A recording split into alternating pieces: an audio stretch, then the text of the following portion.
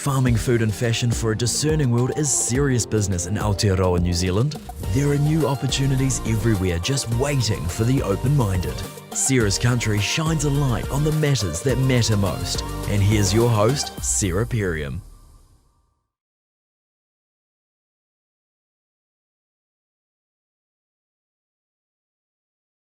Honest, it's pretty big business with a lot of influence on both our global economy and our planet. And today is International Women's Day. And so I want to begin with personal heartfelt thanks to every brave and bold woman that dedicates her life to the land and the rural communities that live by it. Your influence is being felt more and more every single year, and we should be so proud of how far we've come. But I assure you, we still have a long way to go. So to thank all of the wonderful women in your life today, give them a hug, send them a quick message and tell them how much you appreciate them. Now, I'm your host, Sarah Perriam, and we're live Monday nights from 7 p.m. with another Newsmaker show on the top stories from this week's Farmers Weekly, with all stories, of course, found online at farmersweekly.co.nz.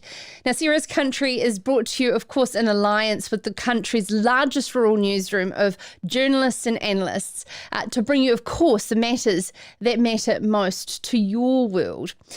If you're live with us at the moment, I'd love to hear from you in the comments throughout the show. I've got my iPad here, and I'd just love to hear anything about like how the weather is around the country and how you're feeling about autumn, that autumn chill creeping in the mornings. Are you a bit worried about the dry ahead? We'll have more on that shortly in the show.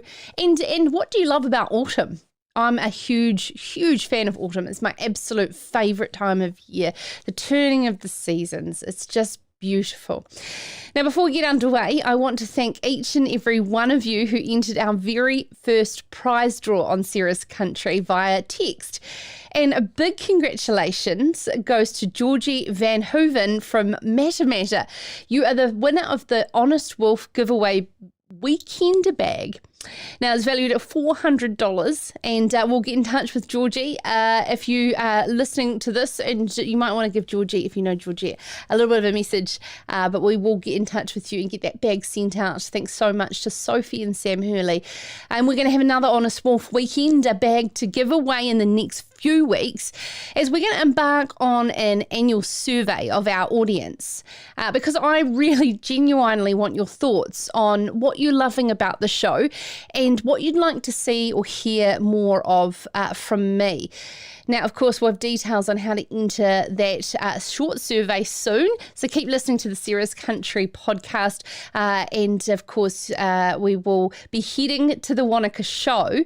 If you are heading to the Wanaka show, my apologies, you can catch up with Sophie from Honest Wolf at her stand, where she's going to have all of the beautiful product on display. And we're going to have a detailed weather report from one of the coolest AMP shows in the country, in my mind, on this weekend. There's so many great AMP shows, but Wanaka is so outstanding, and how wonderful it is that it's going ahead under COVID level 1. So our resident weatherman, Phil Duncan, is going to give you a bit of a wind and rain radar for the rest of March across the country, as well as, of course, what it's going to do in Wanaka. We have to continue to drive down the amount of on-farm accidents we have in this country. We will discuss what the common accidents are and how to have practical discussions with everyone engaging on farm. And what are the updates to regulations that you may not be aware about? WorkSafe's engagement lead, McCone, will join us in the show to discuss more. To close the show, this is an interesting one. The Ministry for the Environment's report on the extent of carbon sequestration doesn't match that of a AUT beef and lamb research piece on the level of our sheep and beef farmers' ability to sequester carbon in this country. We really want to dive in and find out why and how far apart they are. Of course, Sam McIvor's the Chief Executive of Beef and Lamb, and will join us to describe why. To kick off, New Zealand's very first farm sustainability-linked loan to deliver water and biodiversity benefits. Now, BNZ's Head of Natural Capital, Dana Muir, is going to explain, well, what is natural capital and why is it becoming so important to our financial institutes' risk assessment of their rural loans. But how can this incentive move forward environmental benefits by financially incentivising them? So Dana Muir will be up with us very shortly here in Sarah's Country. This is Sarah's Country, produced in alliance with Farmers Weekly, the place New Zealand farmers turn to for a trusted source of in-depth agricultural journalism. Stay connected to the matters that matter most by subscribing to My Daily Digest at farmersweekly.co.nz. Oh, nice boots. Yeah, thanks. They're new.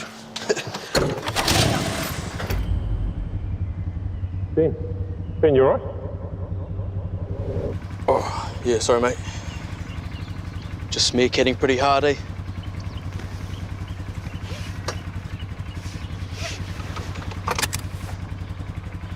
Yeah, I just said to myself, Ben, you work hard. You deserve new boots. Well, it's often been criticised that farming in New Zealand, to achieve both profitability and, of course, environmental benefits, you have to be in the black to be green, meaning effectively that the cost of implementing environmental management on our farms here in New Zealand means you have to be running a profitable enterprise to do so. And it is a challenge when we are faced with commodity markets. I have been critical in the past that our financial structure in our industry is counterintuitive. However, I have a press release come across my desk this last week that shows that the banking sector is moving in a fantastic direction with the New Zealand first ethical dairy investor Southern Pastures entering into a 3-year $50 million sustainability-linked farm loan with BNZ. And the syndicate has over 20 farms across Waikato and Canterbury, and they are, of course, the recent owners of Lewis Road Creamery. So they will receive financial incentives for meeting new water quality and biodiversity targets and achieving further reductions in on-farm carbon emissions. It all sounds fantastic, and to be able to be rolled out and incentivised with less interest. Joining us now from BNZ is the Head of Natural Capital, Dana Muir. Dana, thank you so much for coming on the program, and your background leading you into the particular role that you're in now in natural capital. You have come all the way from a dairy farm upbringing in Taranaki. Can you explain how exciting it is to get to this point and over, say, even like the last decade, the conversations that have had to occur to get to the point of having a sustainability-linked loan? Yeah, definitely. I mean, it is very exciting. This has probably been a work in progress for us and the Southern Pastures for probably the last year. So Southern Pastures have been very patient with us while we worked through how this could look for the market. It's certainly very exciting for what we think this could mean for the future of the sector. We've been watching really closely as a bank what's been happening in an international space around sustainable finance. And certainly I've always seen that there's a massive opportunity for us to start to recognise some of the hard work that our farmers are putting in across their properties to make them, be thought leaders in the environmental space. It is really exciting. We're seeing, investors globally starting to steer towards investing in companies that have higher ESG credentials.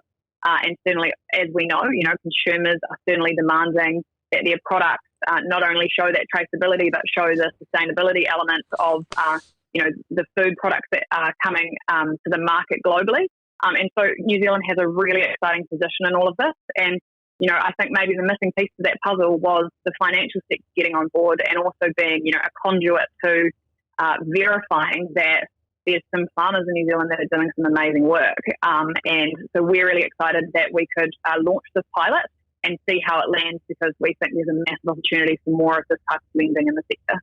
Yeah, it's interesting because, there is starting to be some supply programs which are incentivised based on accreditation of the work going on farm, but they don't seem to be big enough to finance the huge amount of capital that needs to go in to effectively increase, as you describe it, the natural capital on our New Zealand farms, and in terms of which way round. So therefore, to support it with a loan to get to that point is a positive. Yeah, well, we think so. And we're seeing a lot in our institutional space. We've employed a head of sustainable finance at the bank to sort of lead this initiative across all of the sectors. And I really focus on, from an agri point of view, what the opportunity is there to also, be supporting that sustainable finance initiative and moving that forward. And it's really exciting as well because, it's a carrot, not the stick for our farmers. And which is certainly something that I know a lot of farmers that I talk to are very excited about that potential. And it's around, putting in place some really measurable, ambitious targets on those farms that a lot of our farmers are striving towards anyway, and sort of saying to them, look, if you can achieve these targets, the bank recognises that and you'll receive, a favourable cost of lending. Mm. Absolutely. So when it comes down to the measurement of this, you have paired up with Assure Quality. Could you talk us through around the measurability and the targets and how they will actually be achieved? Yeah, so this is probably something that it took us quite a long time to get our heads around. Certainly across the sector, a key issue is around that data piece. So how are we verifying the hard work that's going on farm, and how are we, reporting that through? And so working with Assure Quality on this pilot has been really brilliant because it gives us that level of independence. It also, adds to the integrity of a product like this, where we're saying there is an independent verifier that's going out annually and assessing whether the farmer is meeting those standards that we've pre-agreed with them or not. And it also gives, a heightened level of reporting to that farmer as well, that they can carry through into other areas of their business, into other areas of their certification schemes and things that they're a part of. So Assure Quality will go out each year and they'll assess those pre-agreed targets around improvements in water quality, improvements in total greenhouse gas emissions on farm, and also those improvements in plant biodiversity. And they'll use a range of metrics from an audit perspective to ensure that the bank is receiving an independent report stating whether those are passed or failed, and then the flow-on effect of that is the incentive or premium that's charged to the cost of lending. Mm. It's absolutely fantastic. Congratulations on how far you've come with this, because I can only imagine that there's so much involved to get it to that point. One thing I really would love to use this opportunity while we've got you on the show, Dana, is around your background working in our markets to promote New Zealand product, and your work in value chain, and also around how integrated systems can actually eventually see this premium that everyone's so talking about. Yeah, and this is really interesting, right? So it's probably been 5, maybe 6 years since I was up in markets like China and Russia, things like that. And certainly the space has come a long way since then. We were certainly talking a lot about traceability back then, but I think we've evolved very much to traceability plus environmental, social and governance, and we need to see those credentials flowing through in the food that we produce. And there's a lot of technology and things that have come a long way since then. You're also starting to see, key players in the market really starting to drive that sustainability credential space, and I think that's really, really exciting. But you're exactly right that the premium passed on to the customer is the next step in this, and so it's just about bringing all of the different counterparties in this conversation, of which we think the bank is a really key player, into the conversation, and lining up all those different elements of the puzzle so that when we do hit the market, we can without a doubt verify the work that we're doing on farm. And I also would love to delve in a little bit more into the term natural capital, because as we're seeing in dairy farms, that A+ dairy farms are really hitting some amazing price per hectare numbers at the moment. The equity can be quickly eroded in your partnership with farmers if these things aren't actually done in terms of the value of the property. So natural capital is actually now a very bankable term. Yeah, it really is. And certainly when we launched Natural Capital, it was about, hey, what's the bank's position in this? We're seeing that, our farmers at the forefront of what's keeping them up at night is, environmental regulation. So, we're a trusted advisor to our farmers, and we want to make sure that when we're sitting at the table having a conversation, we're having conversations that are informed and on the right topics. So when we launched this, it was very much around how, as a bank, what's our position here and how do we support our farmers through this journey that they're on? How do we ensure that, they know what their numbers are at a minimum level and can get their heads around what they're required to do at a compliance level? And then over and above that, how are we supporting with the right information, and how are we, supporting that conversation around, hey, in 10 years' time, how do you want your land to look? How do you want your land to be able to be used? And starting to think about, from a natural capital perspective and also a social capital perspective, I think that's really important as well. The community part of this is huge. So how from, if you're making decisions in your farming business that erode that natural capital, what does that do to the long-term viability of that business? And so just starting to think along those sorts of lines. And as a bank, I think that's a really nice position for us to play in. We're always looking at risk and we're always thinking, long-term. So just being in market, helping our farmers to think like that as well has been really rewarding for us. Where would you like this to continue over the next 12 months and what are the plans to be able to roll out a sustainability linked farm loan to other customers? Yeah, so this is the next big challenge that we're just working through, and I'm very hopeful that this type of lending around, recognising that hard work that our farmers are putting in, really linking in to the work that they're doing, will, start to move quite quickly from here.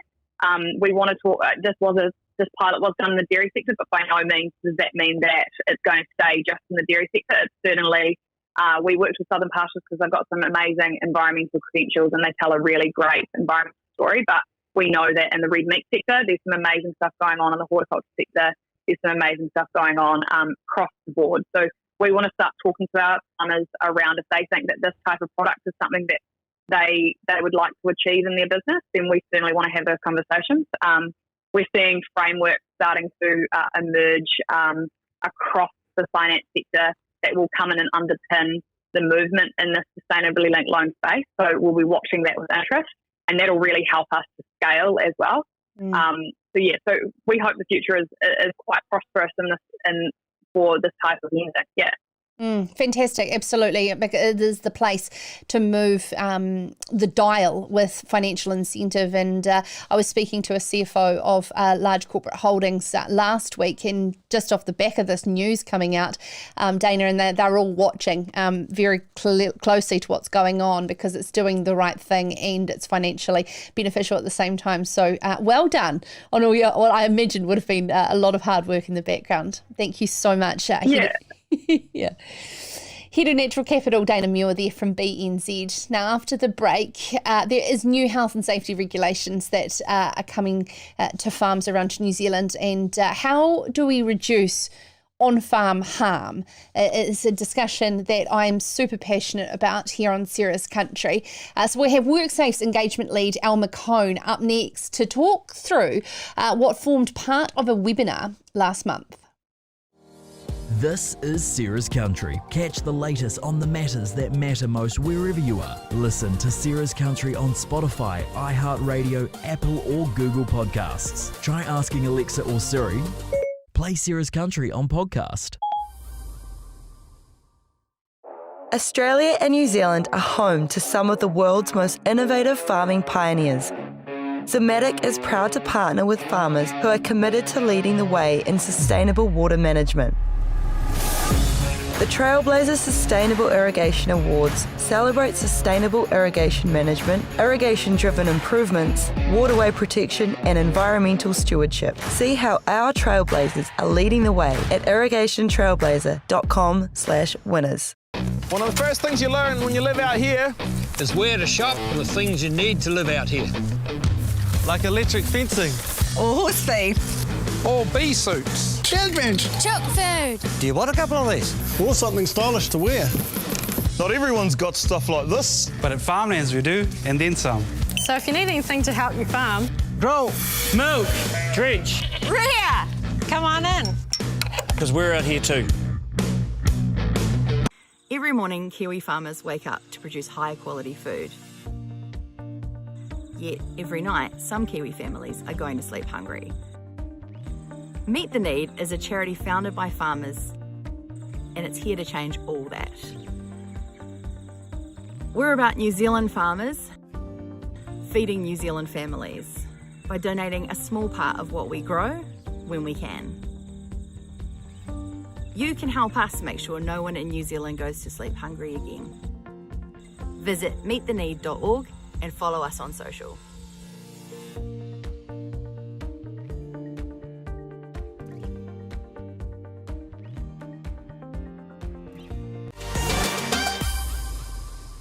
Fantastic. Thank you so much for taking the time to join us live. It's great to see you all with us. Michael Ross says, rural women have always played a critical role. Great we are publicly acknowledging your role. It happens once a year, and of course I acknowledge that there needs to be International Men's Day as well. Don't get me wrong in terms of being an all-out feminist, but of course, it is very, very important to acknowledge it. Have a wee quick look on my Instagram if you follow. I've just shared an incredible video produced by the United Nations in Australia. And they state that if we carry on at the same rate, we will have gender equality in 100 years from now. So an interesting point. Duncan is joining us. Thanks, Jock. Autumn has always been a great time of year, generally cooler, and grass growth is quite strong. Stock always looks great. Oh, yes, and of course the stag roar. Counting the sleeps till duck shooting. Autumn musters in the high country, always full of surprises, weather and all. Life in the backcountry hunt for autumn musterers bring out some characters, and yes, they do. The ducks are going overhead at the moment, and the man in my life is way too excited about duck shooting being not too far around the corner. Now, I love getting your emails and your comments across all of the social medias, and of course you can email me, Sarah at Sarah's Country. Even if it's just your thoughts on the world, I genuinely love hearing from you and where we can do something about it. So thank you so much to Donald, who's sent in his thoughts. Hi Sarah, enjoy following you on iHeartRadio in the podcast format. I'm sure your default setting is to promote all things wool. Yes, it's in my blood, Donald. I personally love wool, and sheep farming was a career for life until a chain of events took me into measuring pasture covers. Very useful job that you do there, Donald. I want to bring a wool issue to your attention. My daughter in Mosgiel is pricing wool carpet for their house, and they're required by my law to use wool. But what surprised me was the carpet retailers didn't like stocking wool and talked her out of purchasing it. They pointed out the price, fading and wearing as the main reasons not to buy wool carpet. The sector has a problem on many fronts, but this doesn't seem right and needs addressing at a retail level. Could you please push some buttons? I'm doing my absolute best for you, Donald, and I think we can continue to follow down this journey. Cavalier are doing some incredible work by phasing out synthetic carpets here in New Zealand, and the work that we need to be doing, I believe, is talking about the health of babies being on plastic carpets, and the health, the fire risk of if you were to have a fire, you wouldn't survive from purely crawling out over synthetic carpets. There's so much more we need to do as opposed to bothering around with fading. We've come so far in the wool carpet technology. So thank you so much. Send me through an email, Sarah at sarahscountry.com. Love your input into Sarah's Country. Now, following WorkSafe's webinar last month with the New Zealand Institute for Primary Industry Management, I look forward to catching up with our next guest, Al McCone from WorkSafe, as he unpacks for us what you need to know around new health and safety regulations, but also what is working and not working when it comes to our reduction in harm into the long term on our farms. And Al joins us now. Evening, Al. Thank you for taking the time. No problem, Sarah. Great to be here. Hey, so the thing is with WorkSafe, it's not all about just sharing regulation and regulation. WorkSafe absolutely 100% genuinely care about reducing harm on farm. And I understand from the topics within the webinar, there are practical steps to minimise, but also it's not just about the farmer and the family on that farm, but also the rural service professionals around that farm that can help with some engaging conversations. What was some of the feedback from the webinar from the members around the struggles they have to bring up those conversations? Generally, there wasn't all that much feedback about struggling to have the conversations with rural professionals. I think that what was evident from the feedback that I heard was that a lot of people don't know that they should have those conversations. And a lot of rural professionals, on the other hand, are not necessarily pushing those conversations with farmers simply because they don't want to upset their clients. Yeah, and they feel it's not their place to have those conversations. But at the same time, behavioural change needs to come from multiple different ways. And, of course, peer support is certainly a way to do that. Yeah, and I mean, there's, the law actually requires if you're a supplier or in the supply chain, that you're supplying something which is safe for the people at the other end of the supply chain to use. So, a supplier of any sort of service or goods should be looking and saying, is this the safest thing I can provide? And, that what is the way I can talk to my client about using my product safely? Or if you're an advisor, farm consultant, what are the things I'm seeing on this farm where some subtle changes might make life a lot easier and a lot safer or a lot healthier? And one of those that is part of your major campaign at the moment is seat belts. Make It Click obviously worked when we were on the open road, but seat belts are just as important behind the farm gate. Yeah, absolutely. And the thing is, we all know people that they've been to town, as soon as they turn up their driveway, they undo their seatbelt. It's just, it's sort of like, I'm on my place now, I don't have to wear it. The reality is that 3/4 of fatalities on farms are vehicle fatalities. Half of that vehicle fatality mix is in vehicles with roll cages and with seatbelts.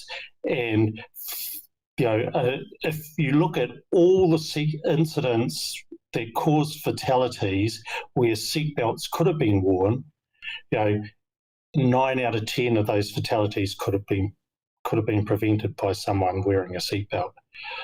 And we say that if farmers did two simple things, the number of fatalities involving vehicles would halve. And that is put crush protection on your quads and wear your seatbelt in your tractor, your ute, your side-by-side, and any other vehicle that you're using on the farm. Absolutely. So some simple tips there. And just to do those simple things, we're going to reduce the number of incidents on farm dramatically. And there has been changes to the health and safety regulations in New Zealand. What are some that have slipped under the radar that people aren't aware of? Well, I think the one that surprises me the most is the awareness of the regulations around chemicals on farms. I think that's the biggest one. I think the other one is from the Act change in 2015. One of the things that was included in the Act was the requirement that if you can, you need to eliminate the risk. And it's only if you can't eliminate the risk that you then look at doing a mitigation. What we're seeing on farms is farmers going, I've got a risk, so I'll wear some PPE and I'll use a standard operating procedure. They're actually quite low levels of control because they're reliant on the person doing something right. If you've got a standard operating procedure, it means you've got to do everything right. However, if you use a higher level of control, like a seat belt or like guarding on your machinery, if you make a mistake, the likelihood you're going to be seriously harmed is a lot less. What we need to see and what the law is aiming at is farmers moving away from just relying on themselves being perfect all the time into the space where they're saying, an accident might happen because I get tired, because I've got so many things on my mind. Why don't I put in place something that if I do make an accident, at least I'll go home rather than in a box? Yeah, absolutely. It's to eliminate the outcome and make sure it's better than what it could be. But when at some point, does an accident simply become an accident in the eye of the law, and people aren't directly always having to be at fault? Well, I think there's two things here. What the law says that everyone in the workplace has a responsibility. And one of the things that you'll see in our latest campaigns is about if you can sense it, you can stop it, and that's the ones with the meerkats. One of the things is everyone has a responsibility to speak up if they think harm is going to occur. So that's the first thing. The second thing is, yes, accidents do happen.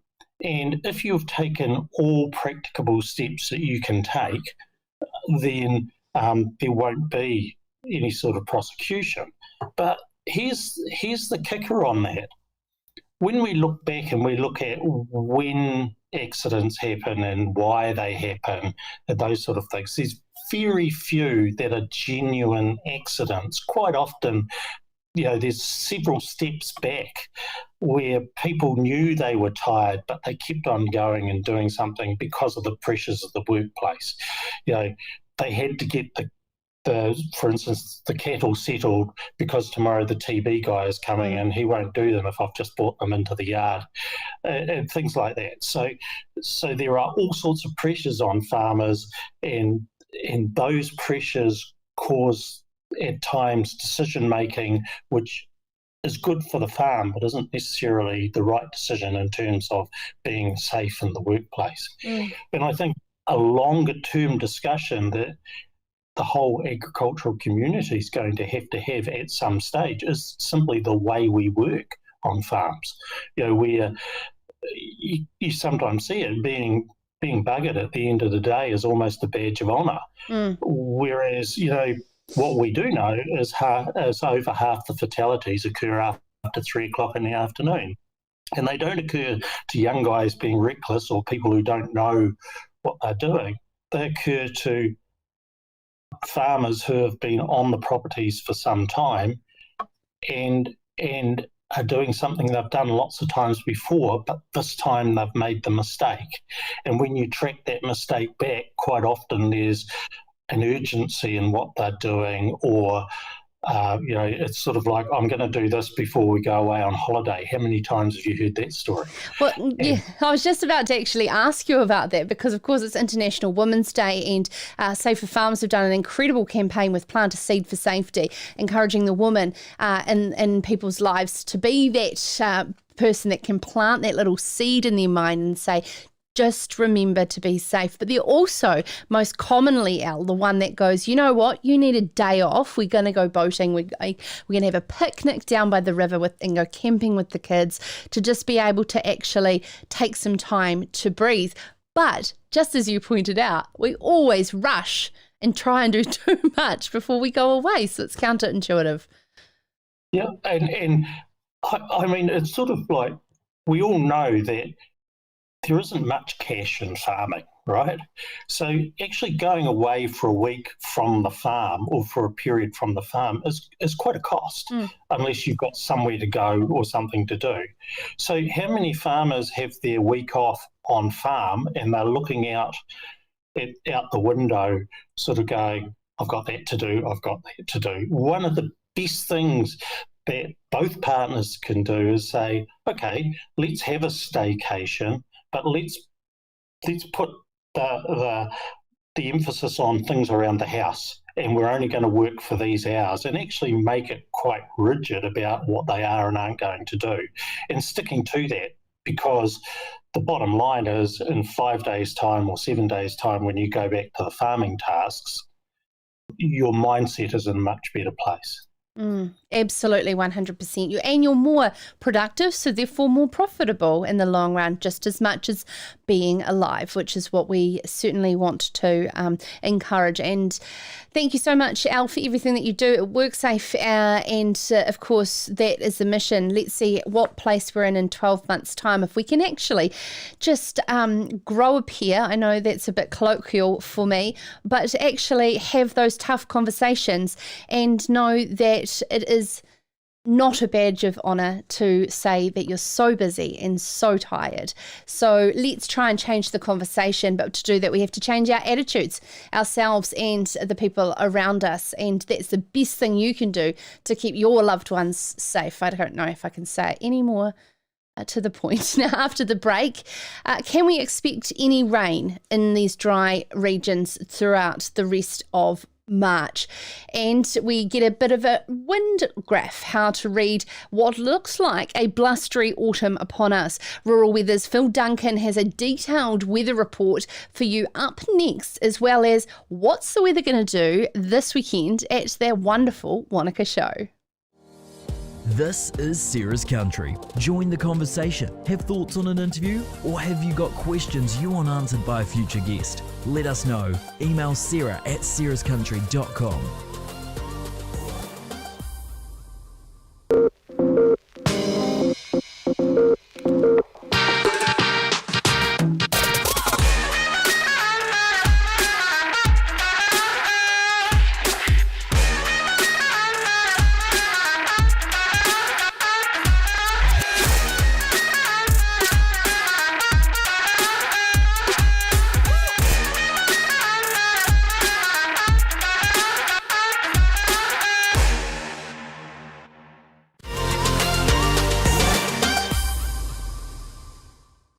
Well, following last Friday's earthquake, New Zealand Civil Defence staff and management, as well as the Minister, Kiri Allen, deserve a huge congratulations in regards to the alert system across New Zealand. And those three significant earthquakes had those tsunami warnings well planned out around the country. Of course, swells affecting our coastlines.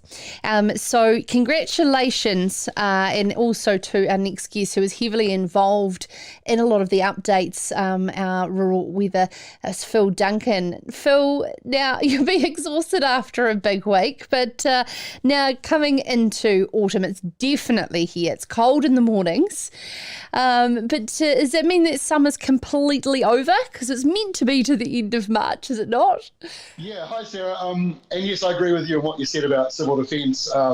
We were quite negative about civil defence a decade ago and the way they covered tsunami alerts, and I thought this time they got a 9 point something out of 10 from me. So I thought they did a great job, and the minister as well, as you just mentioned. As for New Zealand's weather, we are in classic autumn setup right now. We've got the windy up and down sort of weather going on. This is the wind map for a couple of days away from now, Wednesday. And what it shows you is a whole lot of westerly winds blowing down here in the Southern Ocean, a lot of windy weather around New Zealand, and it's coming from the west, from left to right. And so that's another classic sign that we're in the middle of autumn. And when we fast forward to next week, again, you see a similar setup. This is 1 week from today, next Monday. And again, more windy sou'westers. The blue line here, that's a sign that colder air in the Southern Ocean is coming up our way. So on one level, we're in classic autumn setup right now, but you asked me if we're going out of summer, and if you go by the astronomical dates, we've still got summer around for another 10, 12 days. So this is the map for March 21st, just a day or so before we get to the equinox, the halfway mark where our days and nights are completely the same length. And what you're seeing here is, March 21, so still a week and a half, 2 weeks away, is all this subtropical air coming down here. 3 areas of low pressure in the tropics. So the tropics get more active as we go into the middle part of the month, and that encourages more humidity. And on top of the northern low pressure systems, you've got these big areas of high pressure further down the country, meaning that places that like Southland that took a long time to get going with summer this year, despite a couple of cooler changes this week, plenty more dry, settled weather on the way. So dry, that could be a bit of an issue for some places. Fantastic. And for those who are listening along on podcasts, make sure you head to ruralweather.co.nz. If you like graphs, well, you'll be in heaven in terms of Rural Weather's incredible update that we do on Serious Country's Newsmaker in our video show as well. So thank you so much, Phil, for all those wonderful graphics. It's incredible. In terms of, you said the dry, what about rain for these dry regions? Any good news ahead? Not a lot, unfortunately. The setup for the next wee while with westerly winds dominating means that many eastern and northern parts of the country don't get as much rain. So the South Island, for example, Fiordland getting the usual 100 millimetres plus. This is the map for those who are watching, the next 7 days worth of rainfall. And for Fiordland, we're talking about 100 millimetres on the way for the next week. So that's really normal. But then you see the whole eastern side of the South Island has yellow shading, and so does the upper North Island, and that's showing just 5 to 15 millimetres coming in the next week. I think the biggest positive I can take away from the next 7 days of rainfall is what's happening over in the eastern North Island. Hawke's Bay, very, very dry, but hopefully the southerly this week will bring in 40, 45 millimetres of rain, which would be very welcome. And then to take a look at the next 2 weeks, because that we were just talking about 1 week, now we go out for 2 weeks, and what you see is that those areas like Hawke's Bay just have a brief chance of rain. Really, that's it this week, because for the next couple of weeks, the totals don't change. So they're getting that 30 to 50 millimetre coming up, but then that's it. And areas like Canterbury, North Canterbury, just getting anywhere between 5 and 15 millimetres of rain. That's not much for 2 more weeks, half a month's worth of rain. And the very top of the North Island and very bottom of the North Island equally as dry. So long story short, we're basically going into a pretty dry couple of weeks ahead with some showers this week. But apart from that, not a huge amount of wet weather coming for the next couple of weeks. And not good with those big winds coming as well, just to really drive home, drying out, and a dry autumn that's looking ahead. So here's hoping going into April there may be some good news. But before that, of course, it's great to be able to get a forecast, very detailed, which you can get at ruralweather.co.nz from your place. And I just selected this myself because for selfish reasons, but there'll be so many people, also thousands, tens of thousands of people in the same situation as me that wants to know what the forecast for this week's Wanaka AMP show. So on my Rural Weather, I've stolen the spotlight to ask Phil myself, but on behalf, of course, of the many that are attending. It's usually always an absolute scorcher every single year. If it's going to rain, it always rains on the Friday, Phil. So how close am I? Well, you're pretty close. It's raining on the Wednesday. This is the forecast for Wanaka. Friday's looking good. So Saturday and Sunday. So that's a pretty good forecast. Just this little spike of rain, and that's that southerly we were just talking about that arrives in the middle of this week. Temperatures aren't too bad. Goes from 18 to 14 on Wednesday, bounces back up to 20, and then the low 20s as we go into the weekend. So it's not really a scorcher, but it's not cold really either. Looking at the wind, this is quite interesting. On the wind maps, when you click the button at the top here of the page, you'll see these wind graphs pop up. Normally, you see the dark blue line that shows you the average wind direction, but normally you see these shaded blue areas that show where the wind is getting gusty. And there's not one blob of shade on that map, which means, in other words, in this graph, that's the wind, but it's not going to be gusty. The wind gust area means that there's nothing really over 30 k's an hour. Otherwise, it would be showing up on this.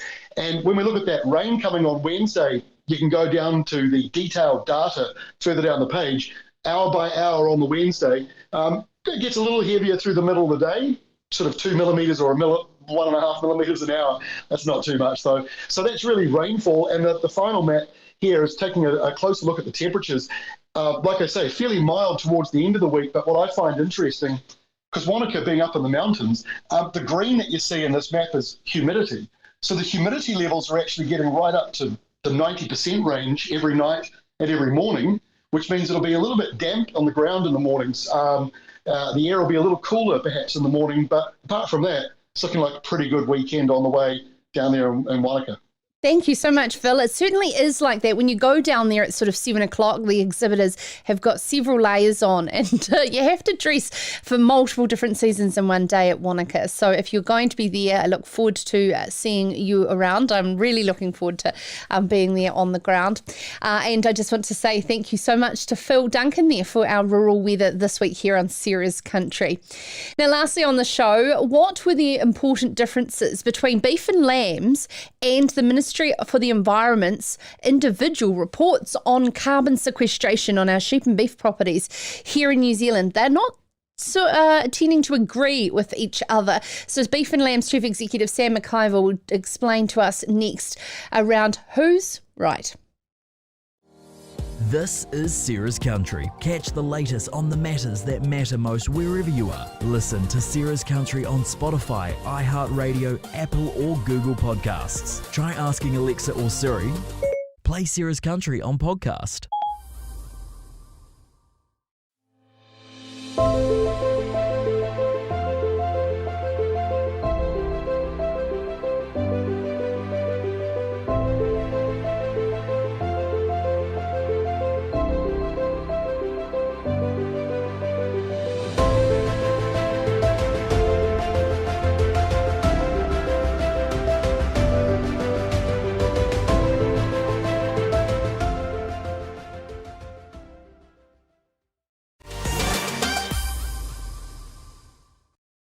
Interview on the Newsmaker here on Sarah's Country.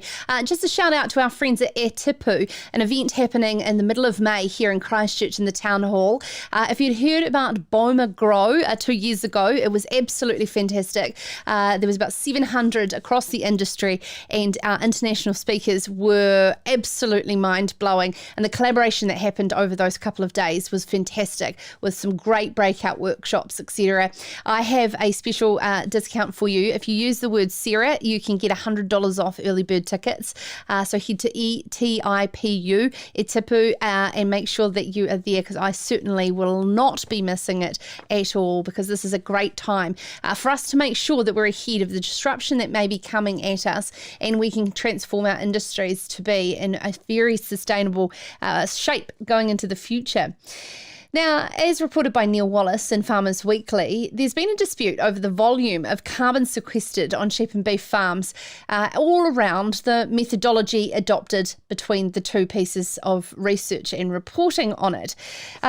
Initially, there was a claim that 1.4 million hectares of native forest on sheep and beef property was of significant value to our ability to sequester carbon. However, that was commissioned by the Auckland AUT and by the Beef and Lamb New Zealand. But Ministry for the Environment has come out and said, hang on a minute, it's about a third of that. I'm not quite sure what calculator you're using. But standing beside the research that was peer reviewed is Chief Executive of Beef and Lamb New Zealand, Sam McIvor, who joins us now. Sam, good evening. Good evening. Hey, so Sam, why did Beef and Lamb decide to go down and put some research about the ability to sequester carbon from our existing native forests on sheep and beef farms prior to our advice from our Climate Commission? It probably goes back 2 or 3 years, Sarah, where we developed our environmental strategy at Beef and Lamb New Zealand, and there was 4 goals in it. Really, one was around carbon neutral by 2050. Second one was water that we can swim in and gather food in. The third one was enhancing our biodiversity, and the fourth one was healthy, productive soils. And really our journey in this research started off around that biodiversity aspect, because when we looked at sheep and beef farms, we just saw how much native bush and regenerating bush was on those farms. And so the first study we actually did with Canterbury University was to identify just how much of that indigenous bush was on sheep and beef farms. And there was a couple of key figures that came out of it. And, you know, researchers use very technical words, don't they? So 2.8 million hectares of woody vegetation on sheep and beef farms, and that boiled down to 1.4 million hectares of native bush. So the natural step to go beyond that, as we started to think about climate change, and we started to think about the government putting obligations on farmers to either reduce their emissions or pay their way, the next natural question was to say, well, if we know all of this bush is sitting on farms, we do know that it sequests carbon. How much is actually happening? And so that led us to the report with Auckland University, which was peer-reviewed as well, where that identified that I think it was anywhere at the lowest, it was 60% of emissions were being offset, and at the very highest limit was somewhere like up to 118%. So there was quite a range that was identified there, just depending on how they categorise the bush and the sequestration rates. Mm. And that's the thing too, is because there is so much differing discussion I hear around what sequests carbon and what doesn't, and shelter belts and riparian planting is the ones that are under question.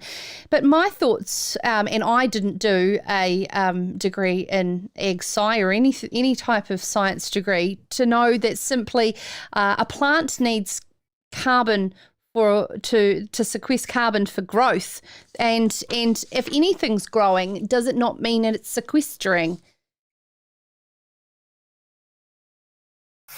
So I think this is you've hit on the key thing, right? Is that intuitively we know that when we've got plants out there, regardless of how big these plants are, they will be sequestering some carbon, right? And we also know that in New Zealand, if you think of the national parks, right? We've got massive native in our national parks. And then I think outside of the national parks, sheep and farmers have about 27% of the native bush. So we know that stuff is happening. The question, or that we know the sequestration is happening. The question is how much, really? And it's a really critical question for us to answer, because if we think about the status of New Zealand's commitments to climate change, we think about this sheep and beef farms, getting that native bush figure right and the amount of sequestration that's happening is really, really important for both the nation and for individual farmers. And you can see with what MFE has put out, with what AUT has put out in the range there's obviously quite a bit of work to be done to settle on a formula that actually we're all comfortable with. And the point that you made, Sarah, about whether it's shelter belts or riparian strips, yes, we know that is happening. The trouble at the moment is that our system of assessing the sequestration is just not granular enough to grab that stuff. Oh, I mean, we even talk about that hemp has the ability to sequester 4 times the amount of a pine tree. I'm sure this isn't included in calculations as well. And the thing is, Sam, is we've got He Waka Eke Noa, but is He Waka Eke Noa running fast enough to keep up with the ability for farmers to know their number, but actually trust their number? Yeah, that's a really good question, Sarah. I think we need to put in context where we are on the journey, right? With He Waka Eke Noa, our first thing is for farmers to have a reasonable idea of what their status is. So I think it's by the end of this year, 25% of farmers need to know their number, so to speak. By the end of next year, we want every farmer to know their number.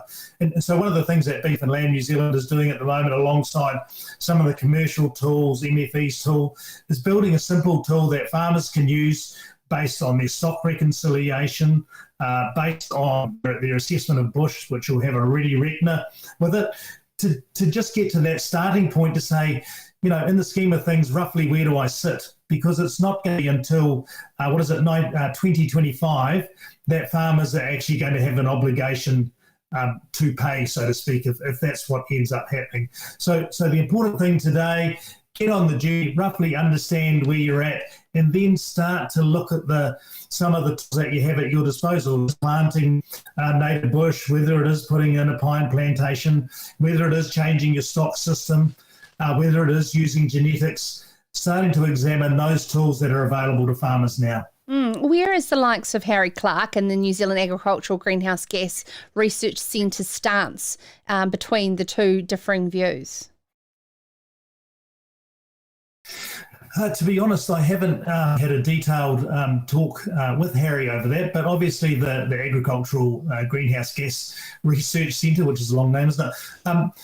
They're a really important resource for the industry. And I guess, just what our work, along with MFE's work, has reinforced is, guys, we've got to crack on and we've got to get decent numbers and decent methodology that we're going to settle on for this, because at the end of the day, farmers need certainty around where they're going to go, and we need the right figures for our national stats. But it is concerning when the science is not keeping up with regulation, Sam, when the scientists themselves have said that we're not there yet in terms of our knowledge of sequestration, and we haven't even had the discussion of a national soil mapping process to actually make the claim whether our soils are full of carbon or not.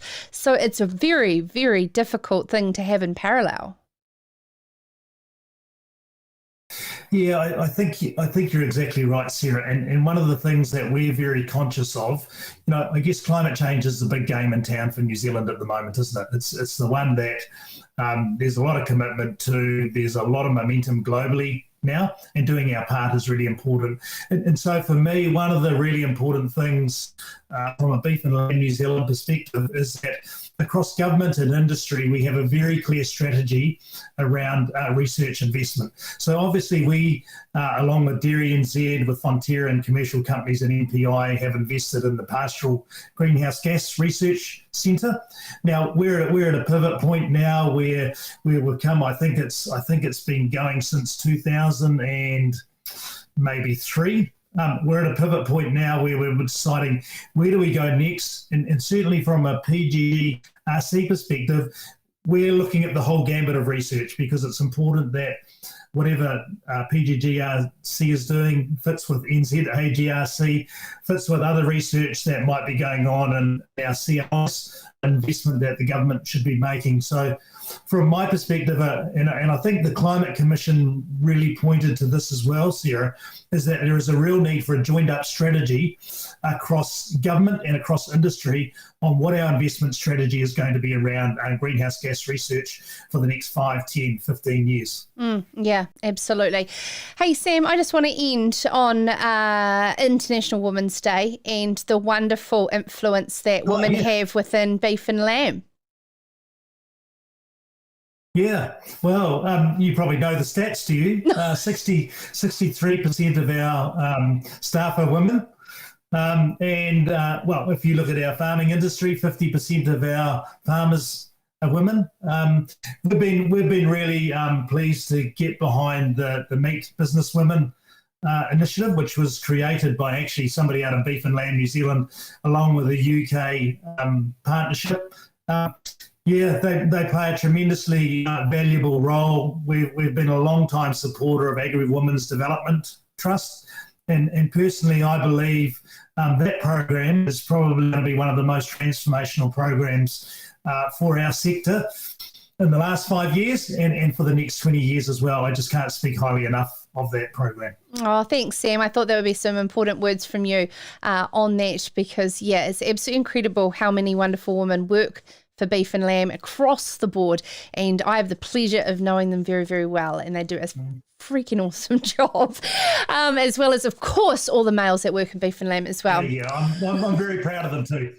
Thank you so much, Chief Executive for Beef and Lamb New Zealand, Sam McIvor, and of course all the stories are on farmersweekly.co.nz and in your rural mailbox today across the country with your fresh newspaper ready for you with the in-depth journalism that this fantastic organisation brings to the table. Now tomorrow on the show, Sam McIvor might actually tune into this one. It's a goodie. It's our Opinion Maker show. Now, as New Zealand's freshwater rules are met with frustration and concern by many farmers, the details of the regulation are already having a flow-on effect on our future farm systems. What will it mean for dairy runoff blocks, grazing dairy stock off farm, and the importing of alternative supplementary feed? We're already seeing a lot of changes happening across real estate and animal nutrition, and as as everybody starts to try and wrap their head around the detail, whether it's here to stay or not. We have the Southland Advisory Group member and dairy farmer Paul Turner, joined by Southland Federated Farmers Vice President Bernadette Hunt, along with Ben Turner from Bailey's, talking around the flow-on effect he's seeing in Canterbury alone, as well as Farmland's Head of Nutrition and Animal Health, Dr. Rob Derrick. And he has some very incredible stats around what the nitrogen cap alone is going to do to the reduction in dry matter just in the South Island. So it's a very interesting theme to have over the course of an entire hour, and we want your thoughts as well in advance for any of the members of our show tomorrow. So send them in, sarah@sarahscountry.com.